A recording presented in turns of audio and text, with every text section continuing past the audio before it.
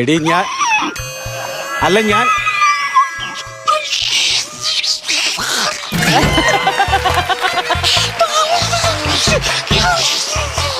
എനിക്കും കൂടെ താടി.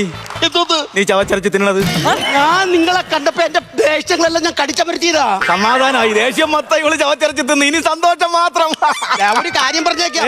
എന്നെ എന്റെ മക്കളെ അനാഥരാക്കിട്ട് നിങ്ങൾ ഓരോരുത്തരോട് അടിച്ച് ഇറങ്ങിപ്പോയില്ലേ? അങ്ങ് പോ, ഇവിടുന്ന് പോ പോ പോ പോ പോ പോ. പറഞ്ഞാണ് ചാറ്റിങ്ങിന്റെ പ്രശ്നത്തിൽ എന്നെ ഇറക്കി വിട്ടെന്ന് പറഞ്ഞില്ലേ? വേറൊരു സംഭവം ഉണ്ട്, അതാണ് മെയിൻ പ്രശ്നം. ഈ സങ്കടം വരുമ്പോഴും സന്തോഷം വരുമ്പോഴും നാടകം കയറി വരുമെന്ന് പറഞ്ഞില്ലായിരുന്നോ? എന്റെ പൊന്നപ്പി, സത്യം പറഞ്ഞു കഴിഞ്ഞാൽ അപ്പോഴും മാത്രമല്ല 24 മണിക്കൂറും നാടകമാ.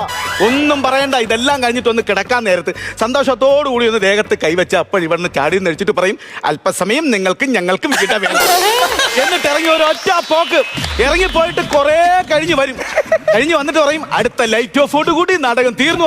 ലൈറ്റ് ഓഫ് ചെയ്തിട്ട് കിടന്നിറങ്ങും. പിന്നെ കൂർക്കം വലിയാണ്. ഒരു ദിവസം പാതിരാത്രി ഉറക്കത്തിന് ഞാൻ ഞെട്ടി ഉണർന്ന് നോക്കുമ്പോഴല്ലോ എന്റെ നെഞ്ചത്തിരിക്കുന്നു, വാക്കത്തി കഴുത്തിൽ വെച്ചിരിക്കുന്നു. എന്റെ ഇന്ത്യയിൽ നിന്ന് ഇറങ്ങി പോടാ ബ്രിട്ടീഷ് പട്ടിയെന്ന് ചോദിച്ചോൻ പറയണ കടത്തനാട്ട് മാക്കമാണെന്ന്. ഞാൻ